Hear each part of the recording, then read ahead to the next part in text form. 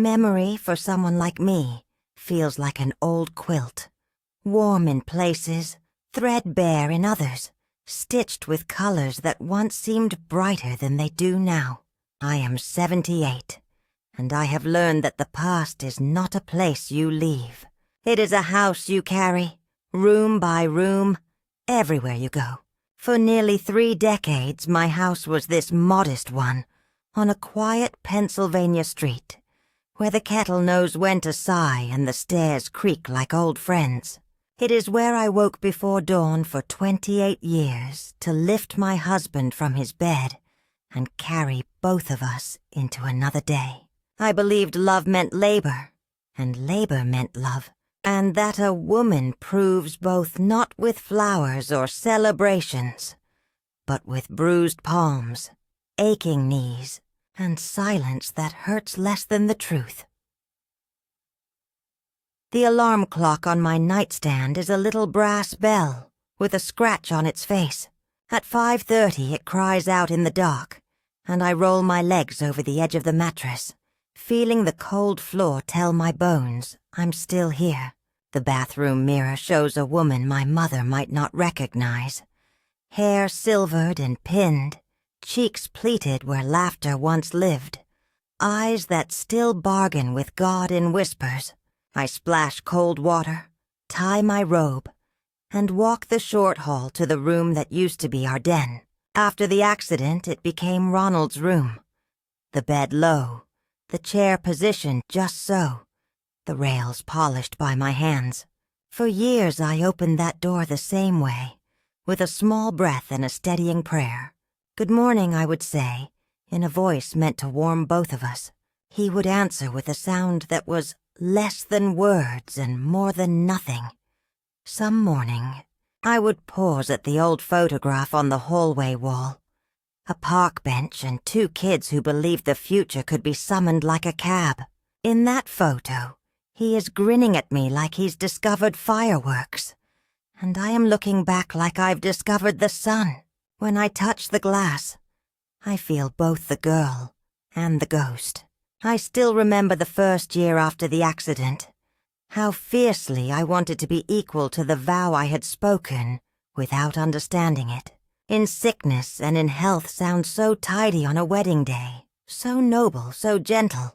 In real life it's sticky counters and night sweats, shakes and insurance forms. 1,000 small deaths you do not announce because there is still breakfast to make. Routine keeps a person from breaking. That's what I used to say. I would slip my arm under his shoulders, count to 3, lift him into a sitting position. Pillows behind his back, shirt over his head, hands guiding his sleeves like paper boats into a narrow harbor. His skin always cool in the mornings. A faint smell of menthol from yesterday's rubs. The metal of the wheelchair a steady, patient gleam. Socks rolled over unfeeling feet. Slippers pressed on with both thumbs. It became a ceremony I could perform in the dark, and sometimes did. I learned the small ways to relieve pressure points, the exact tilt that kept his breath easy, the patience to wait while he swallowed each pill. I fed him, and I fed the silence between us. He was the center of my calendar, and I erased myself line by line. I gave up the ocean, though I'd never seen it. I gave up overnight visits, long lunches, choir rehearsals, the slow wandering of a grocery store when you have no one waiting. Friends stopped inviting me, not cruelly, just steadily, the way a tide goes out and doesn't announce it's leaving. Money came and went. We stretched soup, we learned coupons, we canceled cable and argued in whispers about electric bills. I learned how to fix a leaky sink from a library book because the plumber's fee made my throat ache.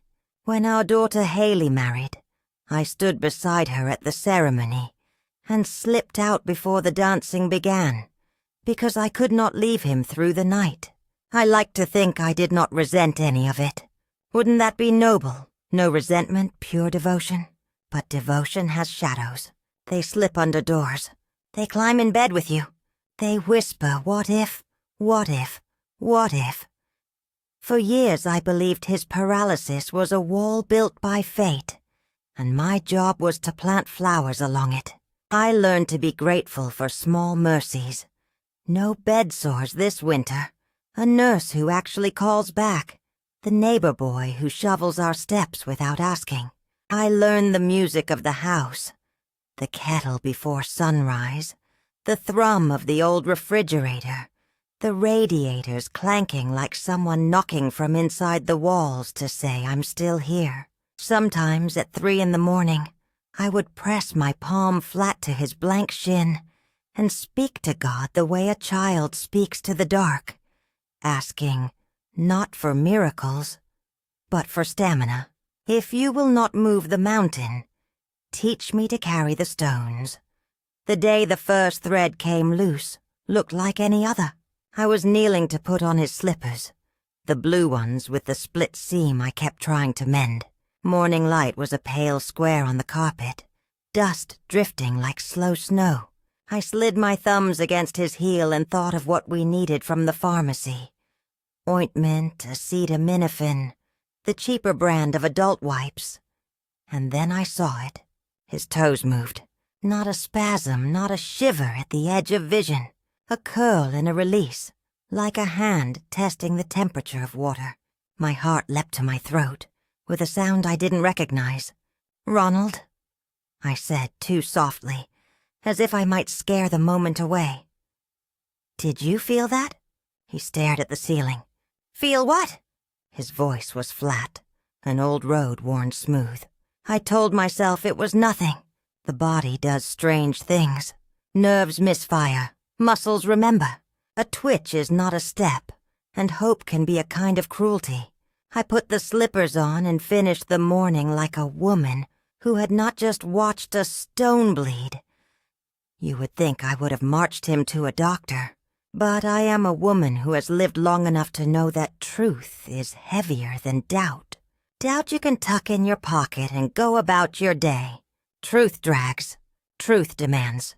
So I tried to put the moment away, only I could not. It found me in the kitchen while the coffee hissed and the toast popped up pale. It found me in the bathroom, where I pressed a damp cloth to his face and pretended not to see the tiny tremor in his jaw.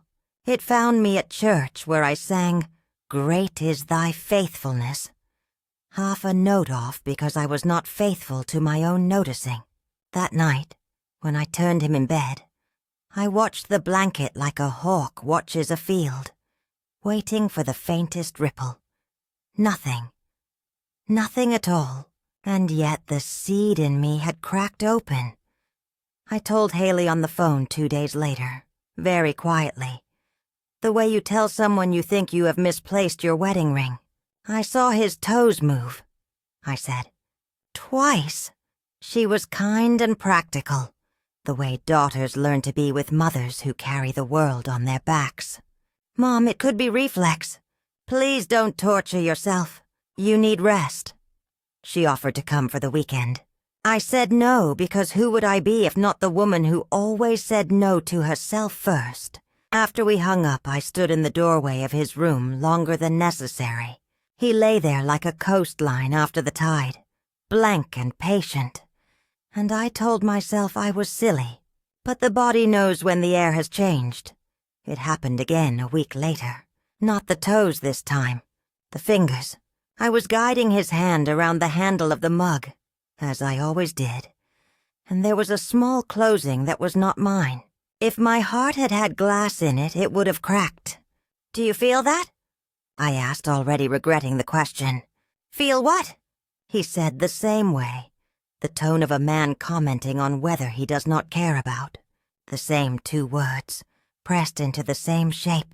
I wanted to believe him so badly that I would have lit a candle to my own blindness if it could have made it true. But something inside me, quiet for so long, lifted its head. The summer came on slow that year, and the neighbors' hydrangeas, usually loud with blue, seemed tired and gray. I went through our routine with a new kind of precision, the kind a person uses when they are sabotaging themselves. taking notes that will later become proof. I timed the length of his swallow. I noted the slight delay before his eyes tracked the television. I told myself I was protecting him from my imagination. I did not tell myself I was protecting my own life from collapse. People like to gossip about nosy neighbors, but I have come to believe that nearly every story of a buried truth needs a witness who cannot help herself. Mrs. Ruby had lived across the street since before Haley learned to ride a bike. She took her morning tea in a chair by the window and read the obituaries like love poems. She worried over everyone's lawn and trash day. She wore lavender and called people dear. She also saw everything. When she tapped at my door that afternoon, I thought she had come about the trash again. But her hands were shaking so hard her bracelets chimed, and her face had that pale urgency of someone who can feel your life about to split and knows she holds the knife that will do it. "Barbara," she said, and it sounded like a prayer. "I'm so sorry to bring this, but I think you need to see." She held out her phone and I took it because I had spent years taking things. Burdens, secrets, grocery bags too heavy for my fingers. I pressed play. A minute later, the person I had been for 28 years lay shattered on the tile floor of my own kitchen. There he was, my husband, the man whose socks I pulled on, the man whose weight had shaped my days, standing, walking. He crossed our living room with the casual confidence of someone pacing a thought. He opened the refrigerator and poured water into a glass. He drank it. He returned to the chair. He sat. The video ended. I say I fell. But what I mean is the center fell out of me and my body followed. The phone clattered, and the sound was small. So indecently small compared to the blow it had delivered. I tried to breathe and the room wavered. I said no in a voice that was not a voice. Just air. Mrs. Ruby's hands hovered, not sure where to land. After a moment, I picked up the phone, pressed play again, then pressed pause, as if I could arrest the world at the moment before the wound. I wanted to rewind our lives, to return to a time when pain was honest. There is a cruelty to certainty. Doubt had been a fog. This was a blade. I walked to the den like a sleepwalker. He sat in his chair, the chair that had been the sun we orbited, and looked up when I came in, a little surprised, as if I had returned from a trip I had never taken. The television murmured. The daylight lay across the carpet in a warm rectangle. My legs were shaking. I said his name. He smiled the smile of a man who believes his life is still intact. And I understood in that moment how powerful pretending can be. I didn't accuse him. I didn't scream. I didn't know how to be that woman yet. I set the phone on the coffee table and pressed play. The first time a person sees his own betrayal, the face changes in a way you never forget. His mouth opened as if to speak, and then remained open, like someone trying to swallow a stone. The remote slid from his fingers and clicked against the floor. The video, which was merciless and brief, ended. Silence settled around us with the weight of wet wool. I waited. He said, "Barbara, I can explain." The words were so ridiculous in the room with that video that something inside me laughed, a hard little laugh that hurt my ribs. Our daughter arrived within the hour because Mrs. Ruby had called her, and for that I will always be grateful. It should not be a mother alone with a truth like that. Haley stood in the doorway, saw my face, saw her father sitting upright, saw the phone on the table. She did not need to be told much. "Dad," she said, with a quiet that broke me more than any shout. "Tell us the truth." He looked like a man trying to find the exit in a building he had constructed himself, and then forgotten the floor plan too. For a long while he said nothing. Then, because he is not a monster but a terribly weak man, the words came. At first, he said, there had been nothing. After the accident, his legs were quiet as graves, his hands like things left in a cold room. I remember those days. I remember the windows drawn and the house speaking in cracks and sighs. Then, months later, he felt a single spark in his toes. They called it neuropathy and shrugged. The spark grew. Inside, he was terrified to hope, because the hope of a man is different from the hope of a woman. It comes dressed as an expectation of the world's compliance. A year passed, and he discovered he could flex a little more. And with every small flicker, he gained a new fear.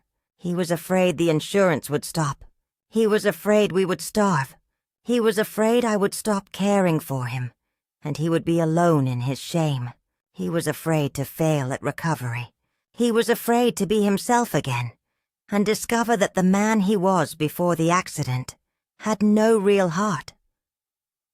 Fear is persuasive. It tells stories that sound like compassion and practicality. He told himself that once we were stable, once the savings were safe, once the doctor could confirm something, he would tell me. Then more time passed, and fear found a friend. Relief. He liked being tended. He liked being necessary while never having to be responsible. He liked the gentleness with which the world approached him. He hated himself, he said, but not enough. He said the words I will hear inside my head for as long as I live. I didn't know how to give it up. I'd like to tell you I raged, that I threw plates and spoke like thunder. But betrayal can make a person very calm. It is the strange calm after an impact, when glass lies like snow, and your ears are ringing, and color looks brighter than it ought to, I said. You watched me grow old caring for a lie. He closed his eyes. I said, you let me carry you because you were afraid to carry yourself. He cried, not loudly. The tears of a man who has discovered he is smaller than the space he took up. Haley put her hand on my shoulder, and I realized I had not taken a real breath in minutes. I told him I needed air.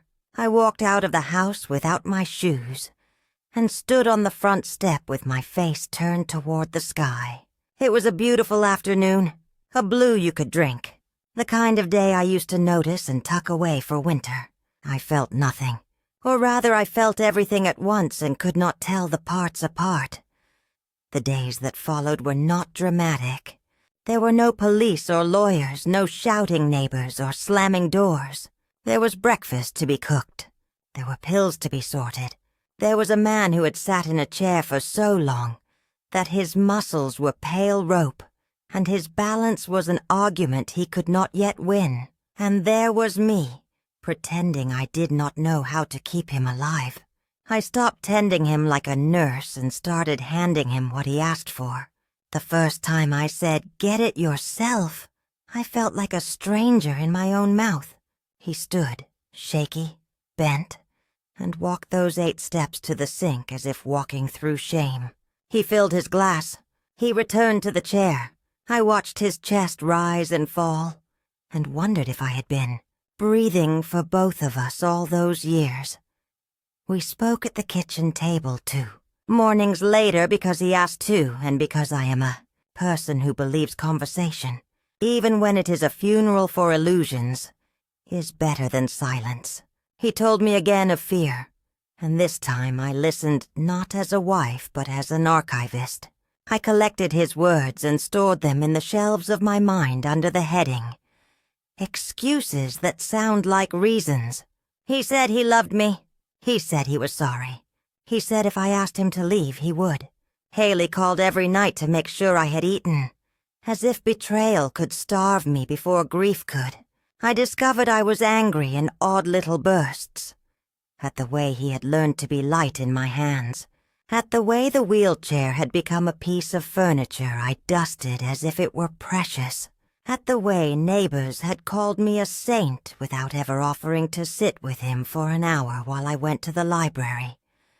You cannot live forever in the moment when the blade goes in. A person either bleeds out or they learn to bandage.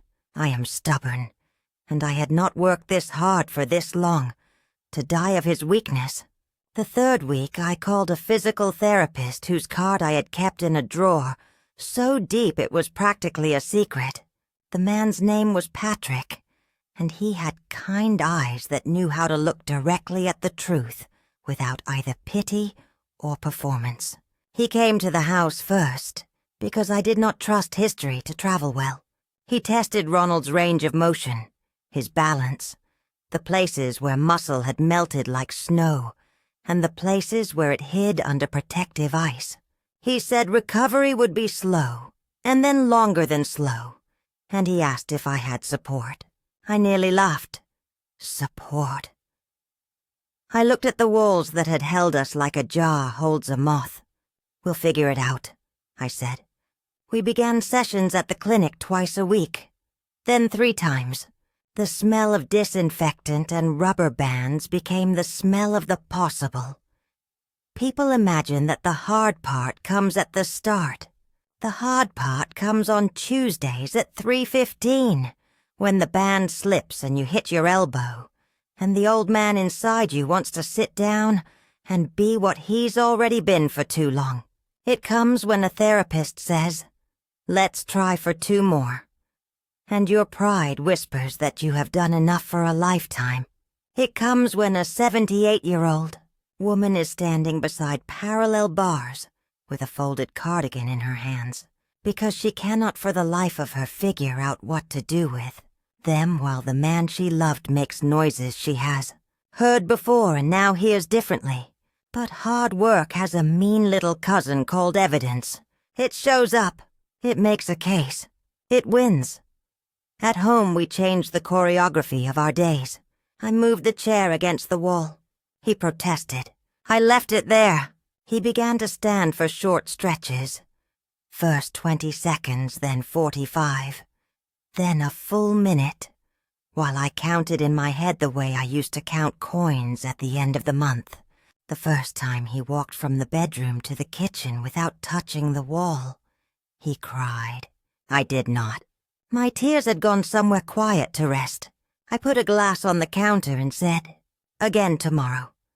People will tell you forgiveness is a feeling, but I think it is a discipline, like lifting a weight you don't want and setting it down and lifting it again, because you have decided to be stronger than your hatred. Not all days were brave. Some were petty and human. I caught myself watching him the way I used to watch him. Only now I counted what he did not do as a kind of evidence against him. He did not thank me for the groceries. He did not wipe the counter when he spilled. He did not notice when my back seized and I had to sit, breathing through my teeth, because a pain that old is like weather. It arrives and leaves without apology. Then he would do something small and the world would tilt. One evening I could not open a jar of pickles because my hands were raw from scrubbing the bathroom grate. Without a word he took the jar, pressed the lid against his shirt, and twisted. The sound of the seal yielding was loud as thunder. He set the jar on the counter and stepped back as if he had done something shameful. I put my hands on the edge of the sink and found tears in my mouth. I was not ready for that either. We learn to speak new sentences. I can carry that. I need to sit. I'm angry right now. I hear you.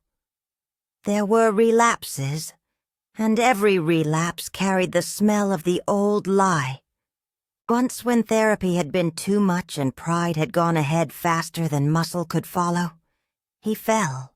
The sound of a falling man is not what you think. It is not the crash of a thing breaking. It is softer, a body remembering gravity, a breath you cannot catch in time. I found him on the floor, and something inside me flared with a terrible satisfaction. "See?" it whispered. "See?" I hated that voice. I knelt. I helped him up. We sat in the chair together, and we did not speak for a long while. The sun slid across the carpet and drew a golden line toward the door. The therapist suggested a counselor. I thought of all the hours I had spent asking God for mercy, and decided a human voice would not hurt.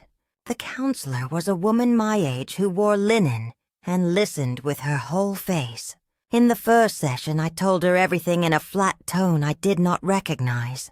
She said, "You have been faithful to a story that turned on you." I said, I do not know who I am if I am not necessary." She asked me what I had wanted when I was 20. I told her small things in a list that embarrassed me.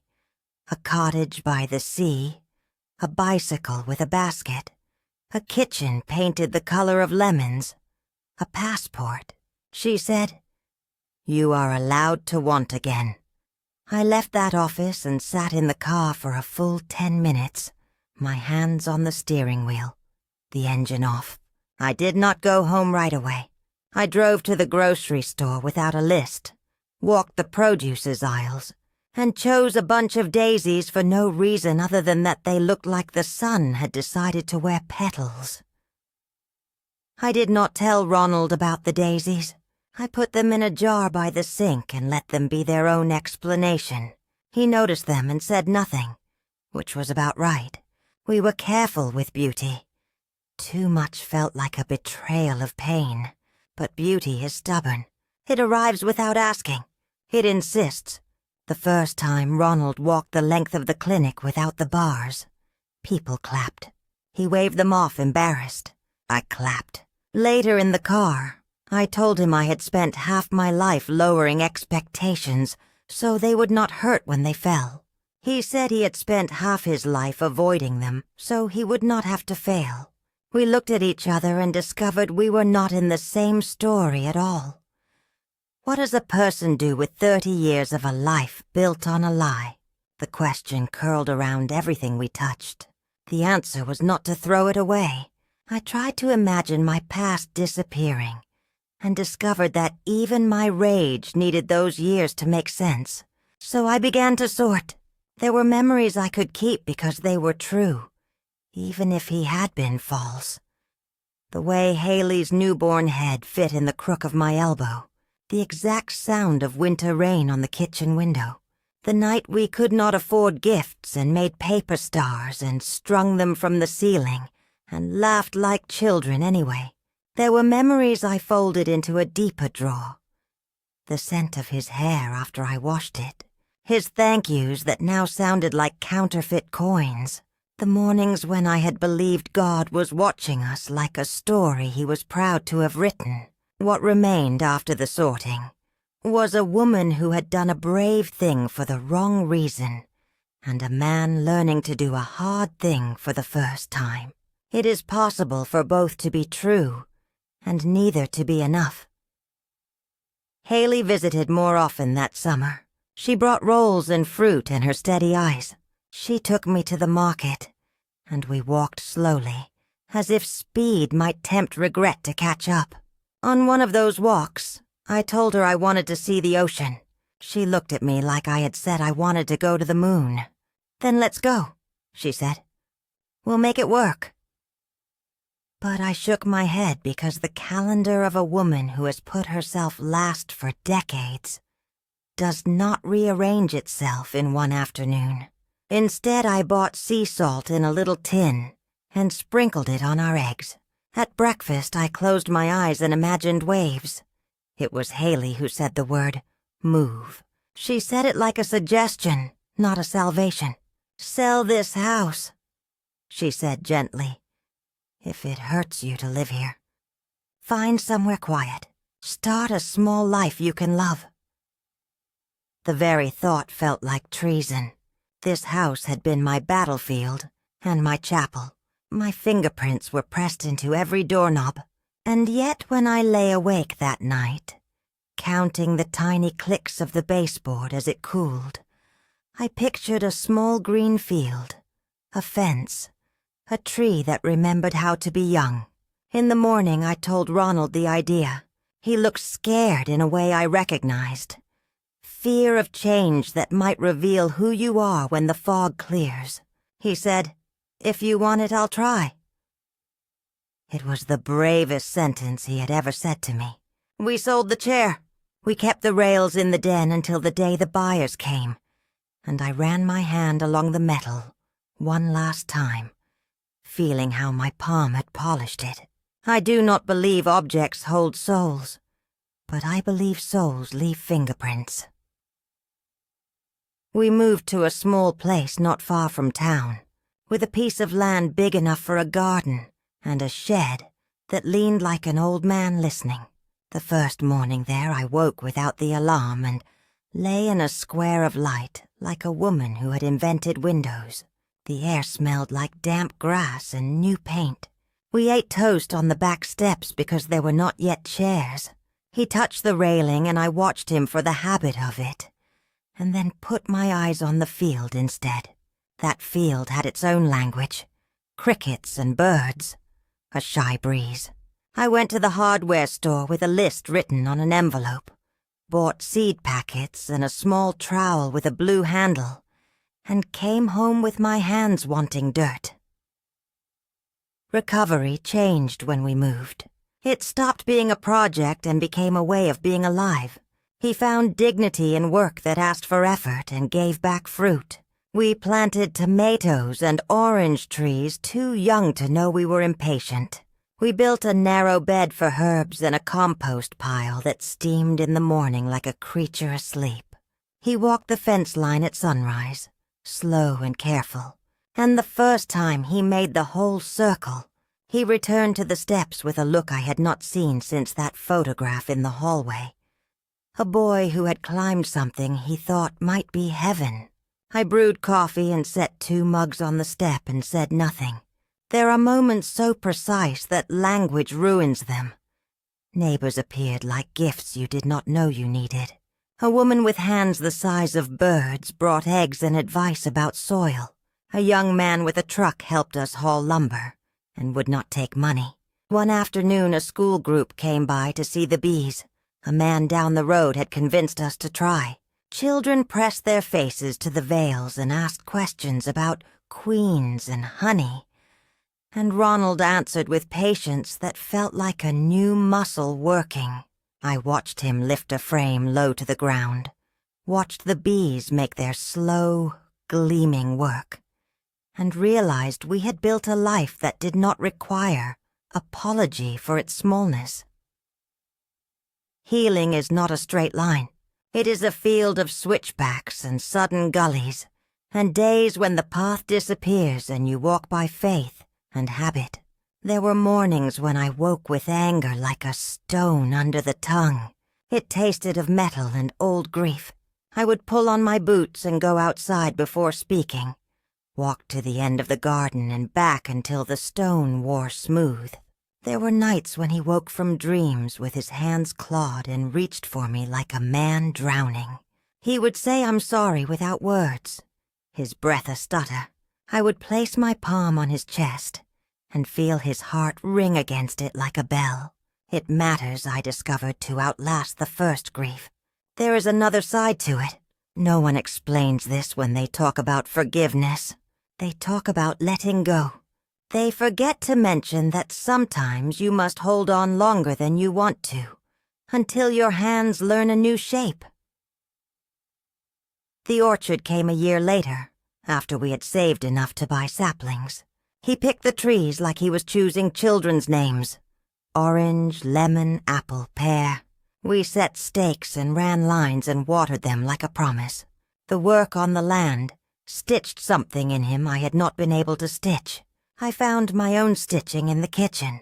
I made bread that rose like a miracle. I simmered jam until the house smelled like a memory you could eat with a spoon. I sold loaves at the Saturday market and people began to know me by my apron, by the flour on my wrists, by the way I wrapped warm bread in paper like gifts. I do not think I had been known in a long time by anything but sacrifice. It is a gentle shock to be known by delight. One afternoon in late summer, when the heat made the air look like water, he came in from the orchard with a basket heavy with oranges. He set it on the table and leaned against the sink, chest heaving, sweat slick on his neck. He looked at me with eyes that had once lied, and now did not know how. We did this.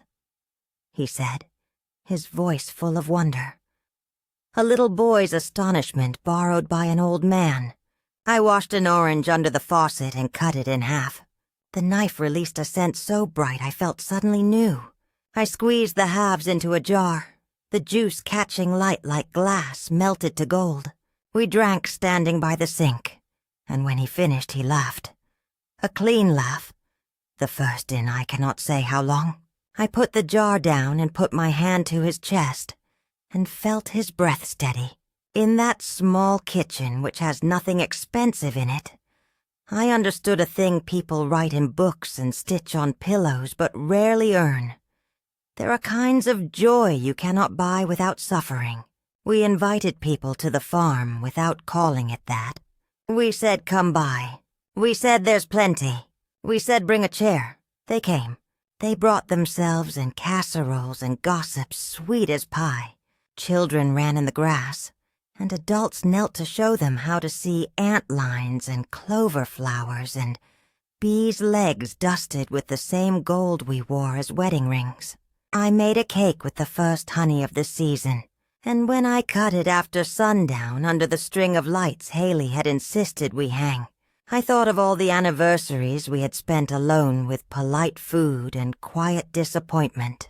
When we handed slices to neighbors and strangers, I felt a door inside me I had kept braced shut begin to swing on its hinges with less effort. The day Haley came with her children and called the place a refuge, I cried without embarrassment. It was not the kind of crying people apologize for, a little dab at the corner of the eye. It was the kind that loosens something at the base of your skull, the kind that brings heat to your cheeks and a ring to your ears. She hugged me, and her hair smelled like the lemon soap she's used since college. Later that night she sat with her father on the porch steps, and I watched them speak in the dusk. I could not hear the words. I did not need to. He looked ashamed, then relieved, then something I can only call humble. When he came in, he kissed my forehead like a man asking permission to keep trying. I do not tell this story to make a case for staying when someone harms you. I tell it because it is the truth of what happened to me, and because the truth, when it is finally spoken aloud, has its own weather system. Some people leave and should. I did not, and it saved me, not because he deserved it. He did not, but because I had to find out if I could ever stop being the woman who only exists when someone else is broken. I had to learn to love a person without needing their helplessness as proof that I mattered. The first time he set a plate on the table for me without being asked, I said thank you, and meant it. The second time I said nothing, and let it be normal. Winter on our small plot is sharp and tender. Frost makes lace on the barn windows, and the field goes the color of pewter. We stack wood badly and then better. On the coldest nights we sit with our socks to the fire, and our feet barely touching, and tell each other small truths. He tells me when the shame knees him in the chest, and I tell him when I want to fly to a city alone and eat soup in a restaurant without being anybody's anything. We do not fix these confessions. We let them stand in the room like visiting relatives who can only stay for a weekend. In the lamplight, his face is an old map, creased and honest. I can find the routes he took to get here. Some of them go through me. I do not apologize for that anymore. Not to him. Not to myself. Spring, when it comes, is louder than it used to be. The bees wake and make their yellow calculations. The orchard pushes out leaves like a shy crowd daring to cheer. I begin seedlings in mismatched cups and label them in my crooked hand. Basil, dill. A hope that looks like parsley. We mend fences and paint the shed a color that cannot decide if it wants to be blue or green. He lifts more than he did last year. I lift less than I did 30 years ago. We meet in the middle. That is what marriage is when it is finally clean. A series of middles you agree to keep meeting in, no matter how you started. no matter how you nearly ended. Sometimes I go to the box where I keep the old photographs, and I hold the one from the hallway in my lap. I do not apologize to the girl for what came for her. She looks like someone who could withstand a storm, and she did. I do not apologize to the boy for what he did to us. He is gone. The man who sits across from me at breakfast and peels an orange with careful fingers is not the boy who lied. He is not the man who hid. He is someone bruised and trying. I can love that person without lying to myself about the past. This is the miracle forgiveness offers if you give it very slowly and almost against your will. It does not rewrite what happened. It writes you a way to go on living with it. Haley asked me last month if I am happy. The question startled me like a bird leaving a bush. Happiness is not the word I would choose. I feel right-sized. I feel the ground under my feet in a way I did not for years, even when I was carrying the weight of both our lives. I feel my own name in my mouth when I speak. I take my tea on the back steps and watch the light move across the field. And I exist without proving it. On Sundays, sometimes I ride with Haley to the shore. We stand on the damp sand with our shoes in our hands, and the wind beating our coats against our ribs. And I taste salt I would have sworn was a myth. The ocean, when you finally see it at 78, is not a disappointment. It is a great, generous animal breathing. I let it breathe me too. I still wake before dawn. Old bells ring on schedule. But some mornings, before the kettle sighs and the house begins to hum, I turn in bed and look at the man sleeping beside me. He snores a little. His mouth opens at the end of each breath like a child trying to catch a snowflake. I place my palm flat on the space between us and feel the quiet there. It is not emptiness. It is a meadow after hard rain. I do not have to lift him from the bed anymore. I do not have to prove love with labor. If he needs my help, I give it. If I need his, I ask. The first time I asked, I thought the roof might cave in from the novelty. It did not. He helped me up from the garden where I had knelt too long, and then he sat with me on the steps, while the sun slid from behind a cloud, and the field turned itself the color of yes. People want neat endings. They want the villain punished and the heroine recognized, and the moral written in a font you can read from the back pew. I do not have that to offer you. I have a kitchen table with knife marks and a bowl of oranges that smell like gratitude. I have a scar on my heart in the shape of a chair we sold. I have hands that remember lifting more than their share, and now reach for smaller, brighter things. I have neighbors who come on Saturdays with stories and jars and the kind of laughter that makes a roof stronger. I have a daughter who looks at me not as a saint or a cautionary tale, but as a woman she might become if she is lucky and stubborn and honest. Sometimes, if you walk to the end of our field and stand by the crooked fence where the wildflowers make a brave stand, you can see the road curve away and disappear into a stand of trees. I stand there often, my hands deep in my coat pockets, and I think of all the roads I did not take, and I bless the one I finally found. If you had asked me, in the middle of those 28 years, if there was any good left for me, I would have smiled the way women smile when they're about to cry and said, of course, because we are taught to perform hope even when it burns our tongues. Now I do not perform. I am simply here. The bees lift and land. The trees itch with leaves. The man beside me learns the pleasure of being useful without being needed like a crutch. I learn the pleasure of being loved without having to be a savior. I do not excuse what he did. I do not explain it for him anymore. When the story rises in conversation and the room leans closer, I say he lied because he was afraid, and then because he was relieved, and then because he did not know how to stop being the person his lie required. I say I stayed because leaving would have turned me into something I did not want to be, and staying turned me into someone I had not yet had the courage to meet. I say we built something with the rubble. People nod as if they understand. Maybe some of them do. Tonight the house smells like bread and citrus. The clock in the hall knocks its steady knuckles against the dark. I set 2 plates on the table and the butter in its small dish. He comes in from the porch, hair mussed, cheeks red from the wind, and he hides a smile he does not yet know how to wear. We eat and speak softly. After, he clears the dishes without being asked, and I wrap the loaf in a towel. I write tomorrow's list on the back of an envelope.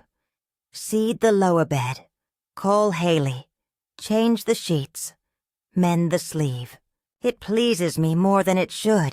When the lights are out and we are lying in the blue hush that happens just before sleep, I whisper a prayer that has changed shape with the years. I used to ask for strength to carry us. Then I asked for the truth that would break us. Now I ask for gentleness, which is a kind of strength I did not know how to train. If you're listening to me, and you are the age I was when this began, I hope you hear this part most of all. Do not make yourself small so someone else can avoid becoming who they must. If you are my age, I hope you hear this. It is not too late to return to yourself, even if you must walk through the wreckage of a life you faithfully maintained, even if the world calls your perseverance by names that make you blush, even if forgiveness arrives like a bird you do not trust to land. Hold out your hand. Stand very still. Let it come if it will. You are allowed to begin again in a small house at the edge of a field, with a kettle that sighs and a floor that remembers your feet, and a bowl of oranges that scent the air like a promise. You are allowed to start anew with a man who finally stands, and with the woman you always were, who finally does too.